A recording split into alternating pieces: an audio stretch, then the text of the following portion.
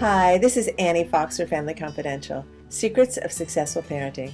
My guest today is Stephanie Rach. Stephanie is the founder and creative director of It's All Good Media. She is also the creator of the award-winning series Let's Go Chipper, a 21st century learning mobile app series with supporting DVDs, books, and events that inspire conscientiousness and environmental stewardship in children. Hi, Stephanie. Welcome to Family Confidential. Thank you. It's great to be here. Well, I'm excited to talk to you about unplugging because, first of all, it's been raining tons here, and we need it here in Northern California for sure. But I'm thinking, kids, especially on the weekends and in the evenings, can't go out, maybe get a little cabin fever. The easiest thing is to plug in and entertain yourself. And you're saying, maybe not all the time. Talk to me. Exactly. Maybe not all the time is right. There's certainly a place for media, electronics, your apps, but I think if a parent can establish a good discipline with their child so they have a few things before they get to those electronics, it's a better approach to getting through the day. And at the end of the day, everybody will feel more connected. So the simple thing of adding some music into day when it's a rainy day to puzzles and games are just top of mind and really easy go-tos that parents should think about. Now, when you talk about puzzles and games, kids will say, well, I've got puzzles and games on my tablet. And you're saying, maybe there are other kinds of puzzles and games we could be doing as a family?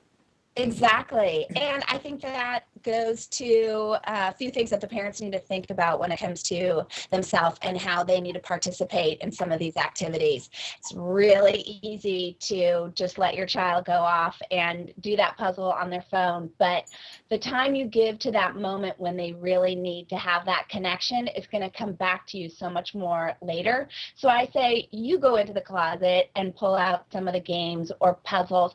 Find one from your own childhood and bring it to the floor or table. Welcome everybody, pull up the chairs and play. Most games only take 15 minutes to a half an hour, and we all have that in our day. And the time you give during that play is also an opportunity to go back into your own traditions and be able to talk a little bit about yourself, which a lot of kids don't get today. And it's really fun to share your own stories as a child and, why this game was important or what you all did as kids together when you played, what happened when you got really mad when you lost the game. You have a lot of flashbacks you can, call upon to help your kids connect and make it really joyful. This is great. I'm picturing this lovely scene of, I know, on the floor. I'm a big floor sitter, so, I love this idea of getting close and talking about, as you just said, here's how I handle disappointment. Here's what my parents taught me about not rubbing it in when you win. No, don't have to do the chicken dance in the end zone and make everybody else feel worse about losing. But I'm almost thinking that parents, gosh, we're as plugged in as our kids. And the idea of stopping even for just a half an hour, pull out Mousetrap or even going back further to Candyland, saying, Right. Either they think it's boring or that my kids will be bored. So how do we encourage parents more to go for it? Well, you have to look at your day. And if you really go back to scheduling out what your day is supposed to look like, you need to put in some of the moments where you're going to press pause or stop completely so you actually can turn to your child. And by this, I mean, if the computer's a distraction for you, if the phone is a distraction for you, put it in the closet. Open up the closet and pull out that game and say, look, mommy's going to put her laptop right where Candyland is. Mommy's going to need her computer again later, and Candyland's going to go back into the closet. But right now, this is what we're going to play. I stay up really late at night sometimes because of the time that I will pause with my own work and give to the kids.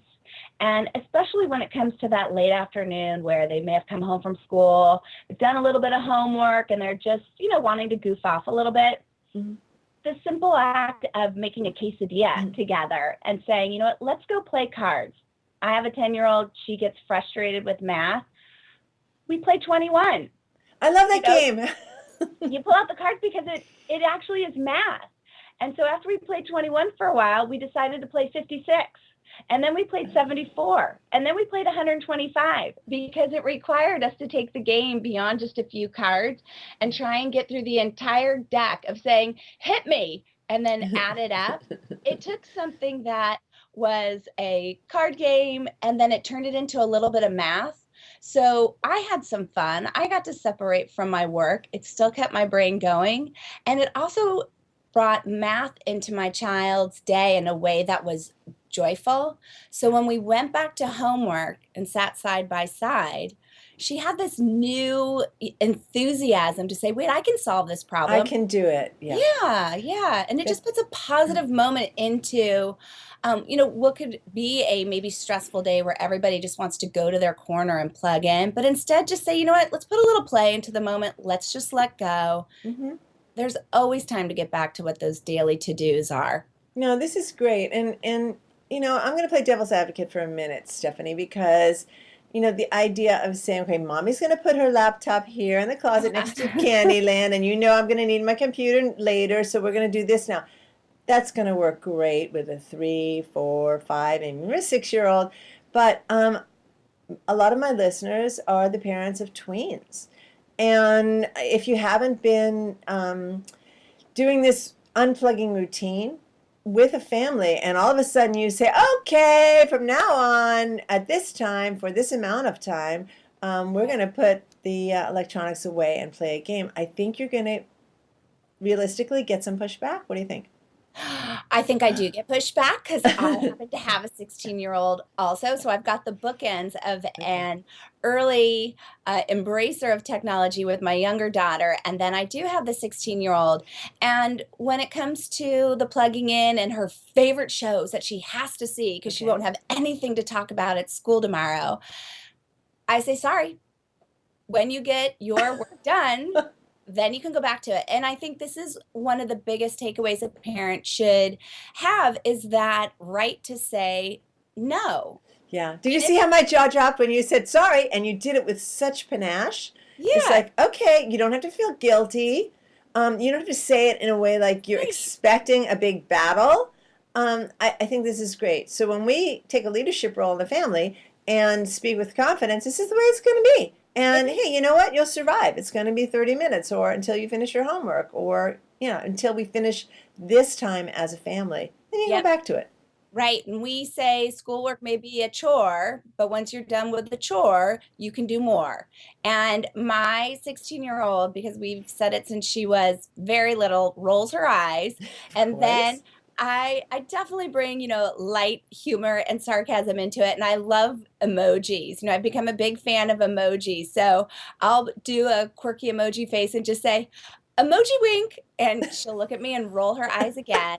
But at the end of the day, the definitive no is easier for her to swallow. And ultimately they'll come back to maybe asking you a question about their homework, so give yourself that right to say no. It's not a not now. It's not a never. It's just not at this moment because you're really helping your child at the end of the day with executive function skills, with the better ability to stay organized, and really helping them focus. So when you take away that distraction, because they're at an age where they might not have that ability to say no to it. I still say yes to candy, and I know I should say no.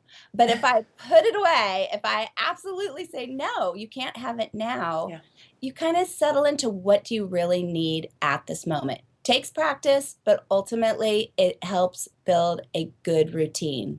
I think this is really great because a lot of parents, because their kids want them to feel this way, is that this is a punishment, that we're taking away social media or the tech toys or any screen. What did I do wrong? How come you're punishing me? And we feel guilty from denying them this thing. But the way you just framed it, you're really helping and serving the development of the child by giving them some spaces in between this very sticky and addictive activity, to give them some breathing room, to help their brain interact with what's around them in different ways, and help them learn some self-discipline. I think it's great to think about it this way rather than, oh, I'm a bad parent, I took this away. Exactly. We love this conversation. It is the best job you can have in the world because you are going to achieve success when you say no, put parameters in place, create boundaries so they can be boundless. At the end of the day, your job is to turn out this wonderfully emotionally capable, independent, emerging adult. And by giving them a place where they create their own boundaries, ultimately, that is so incredibly empowering. So, the pain at the end of the day of that no is like a quick band aid coming off when you think about where it is in their entire life. Just do it. Just practice saying no with your child and even laugh through it. Acknowledge that, hey, there are times where I just want to blow off everything. Mm-hmm. It's never going to go away. But right now, this is what we're going to do. So let's all work together and just stay focused on what our responsibility is at this moment. Then we'll move on. It's okay. Yeah. I'm thinking of two things that kids want to gravitate towards with their they want to. Well, it's one thing they want to gravitate towards. It's the game entertainment part of it, Right. and it's a social media connection with their friends, Right. and what they should probably be doing more of is connecting with their family and doing their academic or around the house responsibilities. And so for you to have a rule, and we had the same with our kids. It was mostly with my daughter, who was very, very social. She wanted to be talking with her friends all the time. And so the rule was always, you finish your homework first. Right. Okay. There were no smartphones back then, so it's a little easier to just, take the phone, the landline, out of her room and say, okay, I'll take messages and you'll get it back when your homework's done. But this other part of it, this part of my homework's done, Mom, and you're saying I've been, head down on social media for too much of today, and you're asking me to discipline myself about balance in my life. I just want to be connected with my friends. It's a little bit different because I've done the checklist. I've cleaned my room. I've helped prep with dinner, and my homework's done. Why can't I do what I want? What's your answer to that? Well, I completely acknowledge that. And I think all parents should. If your child has hit every box with their check mark, that's a beautiful day. Mm-hmm. And now you have to get to a place where you say, okay, well, what time is it when you finish everything? Is there a reasonable amount of time to get connected? And let them have it. Decide. I know I was a good kid, but I had extremely strict parents. There was still an opportunity to take 15 minutes, a half an hour if it was talking on the phone, and it was really fun. So whether you're talking or texting or FaceTime or doing your Snapchat, your main goal when it comes to that is, yes, you've earned that privilege to have your extra time with your friend. Let's make sure it's positive interaction. Let's make sure it's constructive. Let's make sure it's a joyful experience for you.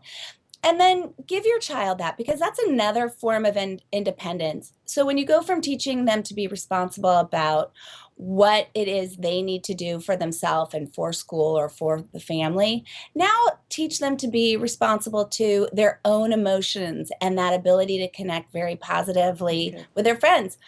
And then I still say at the end of the day, when it comes to talking, texting, Snapchat, what about the old taco night? What about inviting friends over? We definitely try to create a space where our kids want to have their friends over, and we create a space where the other kids want to come over. Yeah. We need to go back to that a little bit, these sort of open potluck night. And it sounds old-fashioned, but old-fashioned worked in this No, it's situation. true. I certainly remember, especially when the kids, even my son, they were crazy about playing video games, some of which I was not so crazy about. Right. And his friends would come over, but there were some really positive interactions there. The kids liked to come. I always made sure I had fresh muffins baked. It sounds very retro, but it's like they wanted to be here. Right. And it felt really good. Right. They do. Kids want that. And sometimes when you're working with your child through a social situation and they're not happy with how a friend is treating them, I say bring that child over. My eldest daughter really felt teased at school at one point in her life. And there was one particular student that really just wouldn't leave her alone. And so we invited her over for a play date, or I did. Oh my goodness, what did your daughter say when she found out her nemesis was coming for a play date? Mom! Not want that play date at all. But I have to tell you, inviting children into your own home, you get a greater sense of what's going on in their personal environment. Yeah. And that ability to also act as a extended parent to some of your friends, peers, and friends. I think it's such a special place and role for a parent to have. So I do suggest that parents bring in other friends of their children. And even if it's a friend that they're having a hard time with, say, let's just bring them into the home because I'm listening to you and I want to see what goes on. Let's get them in, either cooking in here. Let's get them hanging with a game. Right. At the end of the day, kids of all ages want to feel safe, acknowledged, in a place where they can trust the people around them. And if you invite kids in and you have any sense that they're not getting that at home, the opportunity to create that space for them is going to help shift any kind of issues or dynamics that aren't constructive or positive in your own child's life. And it may take a little bit more on your part or might seem like a bigger responsibility. But again, I'm going to go back to the awesome feeling you're going to have knowing you're another part, this whole other area that you're helping your child navigate through the world and helping another child that's going to look back on that very positively. Yeah, it's wonderful. I'm reminded of the wonderful quote by Maya Angelou. They won't remember what you said or what you did, but they will never forget how you made them feel. And what you're saying about having that role in another child's life, right? It's very special and very honorable. And your children will see you in that role, a little bit of distance, right, as you mentor another child, and they will be proud. They really will. Right. That you touch on something so huge, because I lost my mother at a young age, and I remember at the funeral and afterwards, for the first time, realizing she wasn't just my parent. When you could see all these other people and kids who had such a story to tell. And I, every day, use that in my own life now. And I say that to other parents when they ask me, my child's having this situation in the classroom. I'm like, great, bring them over. Bring them over to the house, or put yourself in a situation where you're going to be able to see what's really going on. Yeah. But open up your door and extend yourself, because if there's something going on in a communication situation between kids, you can pretty much be certain there's something going on in their own environment. And it's sometimes just the littlest thing of offering them that safe, playful place to be in your own home. And it's going to mean the world of difference for that child in their life as well. Really important stuff. Thanks for reiterating that, Stephanie, because having that role in the lives of my kids' friends was a very important thing and continues to be in this day. Okay, we have a couple more minutes, and before we go, I want to give you an opportunity to tell our listeners and viewers the kind of work that you do with Go Chipper and how it fits in with unplugging. Absolutely. Well, I created a program called Let's Go Chipper, and it is an eco-educational program that really brings the outdoors into the space of connecting between child and parent. And I was a 4-H child, so that opportunity to have a multi-sensory experience being around animals and something that required parent involvement has extended itself into my own adult life. And so we've created books and curriculum and just real-time action-oriented ideas and programs and products that will sort of demystify the, what am I going to do with my kids? How am I going to unplug and connect with them? And it's just really easy to use Chipper as this conscientious ambassador to connect with your child. And we give you lots of tips, ideas, and downloadables, and it's just meant to help in that early stage, really that sort of 3 to 5, 3 to 8, and make your child see that, hey, there's a lot that we can do together, and it's great for social interaction. And the core of it is really helping children and parents connect together at the early stage so they have a bond throughout life. And there's a lot of fun to be had that has nothing to do with the screen, right? Oh, absolutely. You know, I tell parents, if you have 5 minutes, you can take a walk, you can turn on the music. Most songs aren't even 5 minutes long. So we have this whole little program called Snap and Groove. And to this day, my 16-year-old, if she sees me like, from a day, she's like, do you need a little Snap and Groove? And she'll click on Pandora while she's doing her homework and put on a little, Ella Fitzgerald or, something from the 80s. And we just all bounce around a little bit. And that was just something really sweet we did from an early stage in life. So Let's Go Chipper is just all about making those playful connections. And what's the website that people can find it at? letsgochipper.com. Oh, wow, that's easy. That easy. Just typing it in makes you happy. It's instant happiness. Thank you so much for this time together, you. Stephanie. This has really been fun. I'm going to go Snap and Groove now. Yeah, there you go. Okay, thank you. Bye. This is Annie Foxer, Family Confidential. To learn more about my work with tweens and teens and parents, visit anniefox.com. And check out my parenting book, Teaching Kids to Be Good People, and my latest book for tween girls, the Girls Q&A Book on Friendship, 50 Ways to Fix a Friendship Without the Drama. And if you like this podcast, we ask that you review it on iTunes. It may be a little thing to you, but it means an awful lot to us. Family Confidential podcast is produced by Electric Eggplant, creators of books and apps for parents, kids, tweens, and teens. And tune in next week when my guest will be Debbie Smith-Racanelli. Debbie is a therapist, parenting educator, and the author of the new book, Between Baby Dolls and Boyfriends, How to Successfully Navigate Your Daughter's Tween Years. Until next time, happy parenting.